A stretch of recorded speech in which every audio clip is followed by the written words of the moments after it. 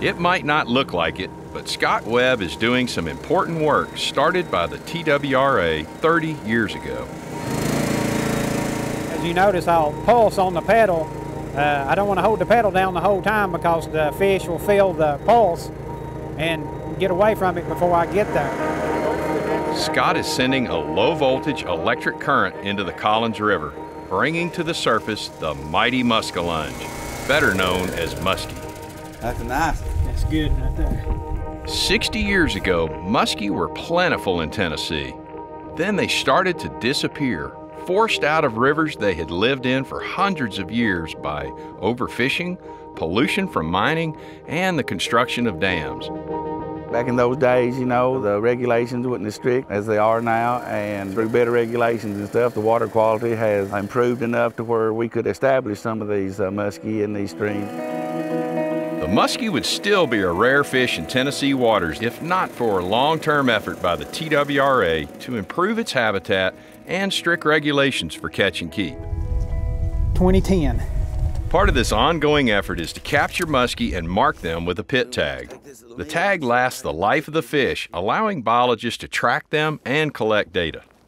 Boy, it'll hide tough. Being able to put a tag in a fish and then pick that fish up 2-3 years later and know which fish that is or was, it's really helping us learn. That fish has been tagged before. We're learning about the way the population is doing here in the river, what's the contribution of the naturally spawned fish versus the stocked fish, how much fishing pressure we have.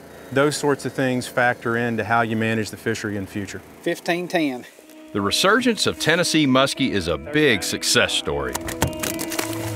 Big enough to bring fishermen from around the world here for the Muskie Fly Fishing World Championship. I don't want to go in, it's too cold. Dawn on the Collins River reveals calm water and a partly cloudy sky.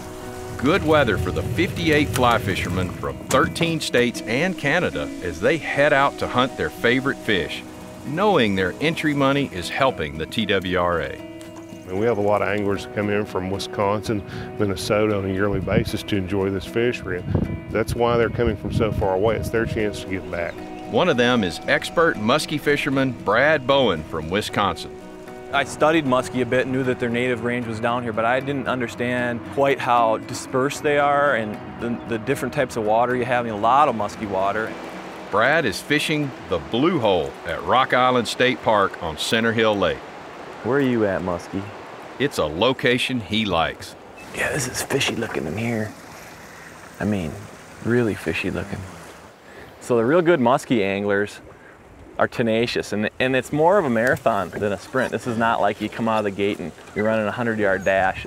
It's a lot more like you approach it as an all-day event, you know, a marathon. So you never know, you might have to go 20 miles before the real race begins. They're maddening. They follow you, they look at it.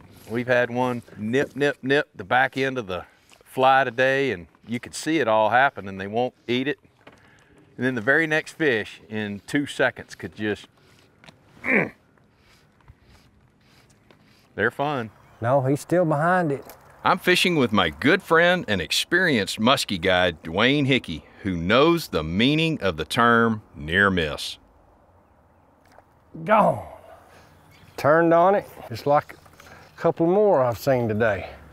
There are plenty of anglers who share his feelings. They have a different habitat, they're laying differently, so you gotta understand where they're sitting, how they're gonna strike. I've broken off a couple of muskies, and with my friend Billy, I said, Billy, what happened? I broke him off, and he said, well, what kind of swivel did you have? And I said, well, it was a 30, 40-pound swivel. He said, you gotta have a 250-pound swivel.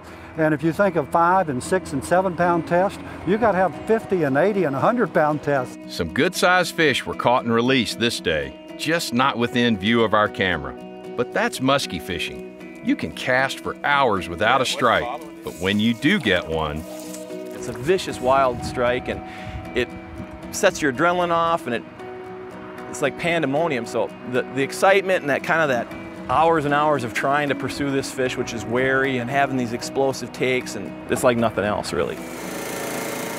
You know, I've seen fish come out of here that's 54 inches, so there's some quality fish, and 50-inch fish is a big muskie regardless of part of the country you're in, it's a trophy fish.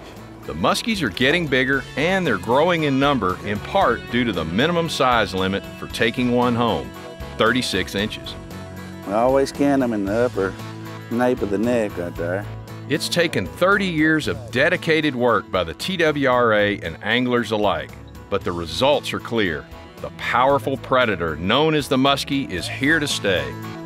Many people have come in over the years and say this is as good a muskie fishery as they've ever fished, and that's coming from people from Wisconsin and Canada and everywhere else. So anytime you can accomplish something like this, that you ought to be really proud. I'm Chris Nishin on Tennessee's Wild Side.